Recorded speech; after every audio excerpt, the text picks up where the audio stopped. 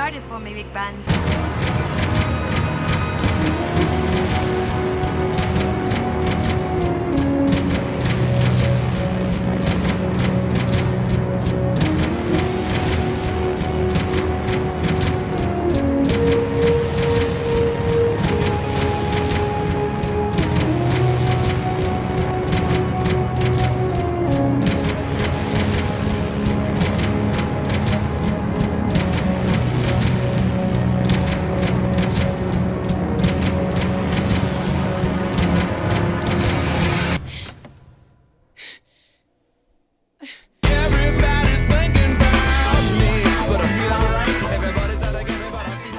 If I told you that a Terminator video game came out last year, would you believe me?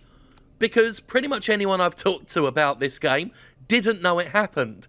But fairly late last year, Terminator Resistance came out. I didn't know about it. I stumbled upon it when I was browsing through storefronts, and I went down far enough and I saw it. Terminator Resistance, a Terminator game that came out last year. Even more shockingly, it's quite good. I downloaded it not expecting much. I thought, well, if it's amusingly bad, I can get some content out of it, I guess. Started playing it, and I'm like, whoa, this is better. This is better than entertainingly bad. This is just straight up entertaining on its own merits. Don't go into it expecting top-of-the-line material. It's not mind-blowingly action-packed. It's not visually all that outstanding. But it does go further than the average licensed game, especially one at this sort of budget level. Much less from the team responsible for that on-rails Rambo game. But it's the same people. And this, unlike that, is... I mean, the best way to describe it is Fallout Lite, with something of an emphasis on the light. It's not just a first-person shooter, which it could have been. It could have just been a straightforward, corridor-based first-person shooter. But it's not. They've added in quests. There's a little skill tree system. There's like 3 different skill trees with really straightforward skills on them. Weapon damage, backpack space, hacking, and lockpicking. And when I say this game is Fallout Lite, I mean the lockpicking minigame is exactly the same as the one in Fallout, or basically any Bethesda lockpicking minigame. Exactly the same. You'll see it come up later in this video, but it is... I mean, it's just that. So it's got all that in it. It's got side quests and these little areas that are not really open world. It's sort of like the Outer Worlds, where they have these fairly opened up maps that are still quite restricted and have their limitations. And in those little maps, you get side quests and you can go do those. You can talk to people and the characters are framed in that sort of Fallout way, that Bethesda way, where the camera fixes on them, and you get dialogue choices at certain points, and they can influence the way characters perceive you. They've got that in here, in this little throwaway Terminator game that got no publicity. You can choose to say or do things, and the characters will appreciate it or not, and it will come up like a little Walking Dead thing. This character appreciated. It's adorable. This game is so adorable.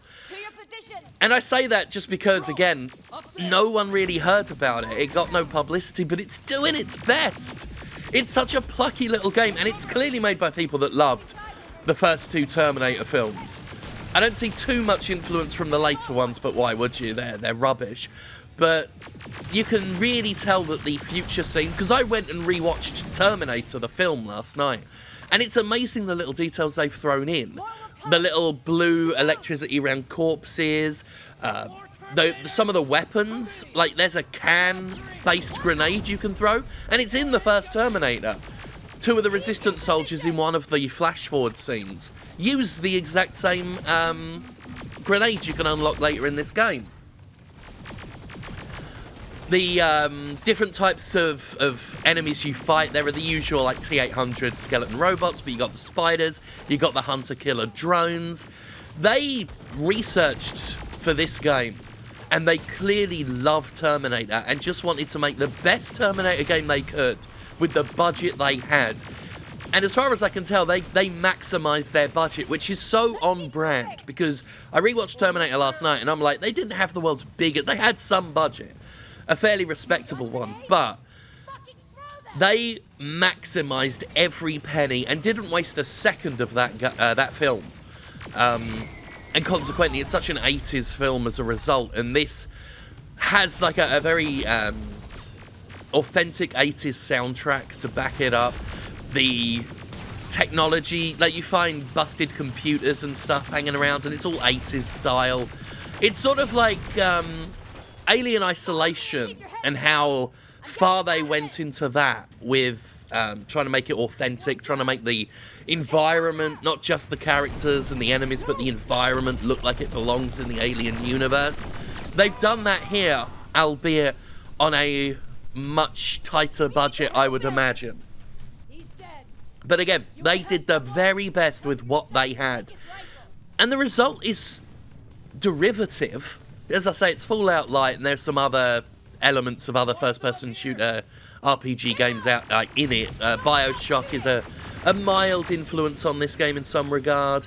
But as derivative as it is, it's just fun.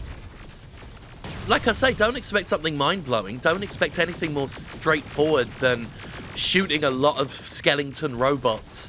But if that's all you expect, you'll be pleasantly surprised, because there's a little bit more on top with the quests and the little optional side objectives and the fact that you can level up and all that. It's way more than you'd expect, but don't expect more than the average video game. Just readjust your expectations and you'll have I've had a right laugh with it. I'll tell you that much. The game's clearly having a ton of fun with the lore. This is set during the bad robot future of Terminator, of course, and the game enjoys exploring elements of that we don't really get to see, especially things like the relationship between the resistance soldiers and other survivors, scavengers and the like, who are just trying to survive on their own terms. It explores the relationship between people within the resistance and how they interact. The game is set basically as Skynet has started to produce Terminators that are indistinguishable from humans, you know, the ones covered in the organic tissue that can sweat and bleed and whatnot. So that's been fun. I've not beaten it, obviously. I started playing it yesterday and immediately thought, I got to tell people about this because this is a surprise. This is a shocker. But yeah, it's clearly having more fun playing around with the whole idea of Terminator's future than films like Terminator Salvation did. I think that was the one. That's the only movie I ever walked out of, did you know? It had an assist because the theatre was full of annoying teenagers who were just walking around like it was a fucking play school or something. I don't think teenagers wander around in play schools eating popcorn. But they were doing it here.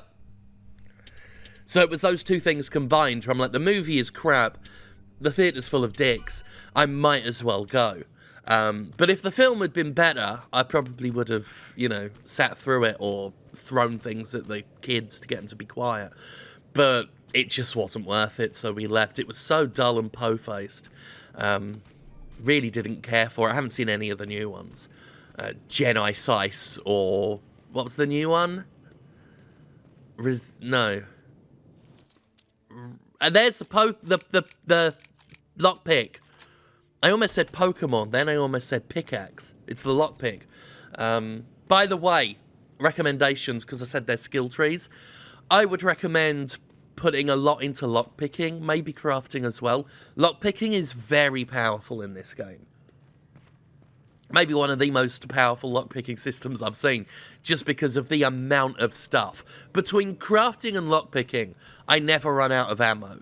And before I put a lot of points into that, I was finding ammo a little bit scarce, so they're very well worth having. One or the other, maybe both. Possibly hacking as well, although so far all the hacking terminals I've found, bar a couple, I've been able to hack without any skills. Although, as I play more and more, I'm seeing more computers that need things like computers that can turn turrets onto other Skynet robots and stuff.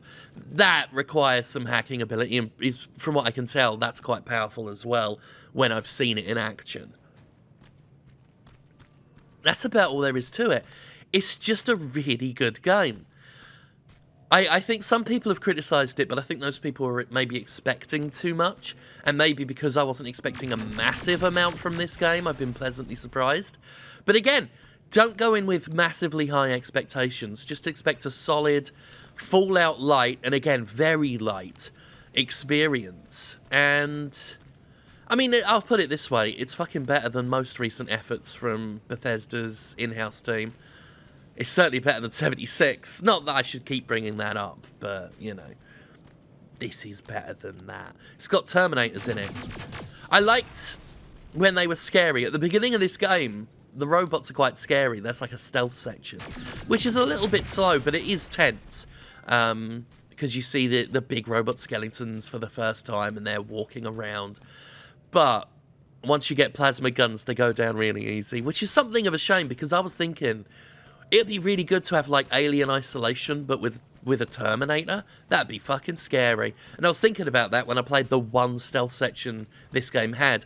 You can make the whole thing stealth if you want. You can put points into stealth and sneak up behind Terminators with a termination knife and jam it in their neck.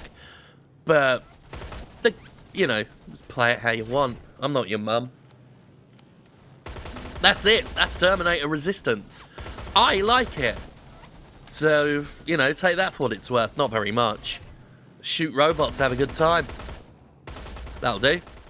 Oh, and when you level up, it goes boom, boom, boom, boom, boom. That's cool as well.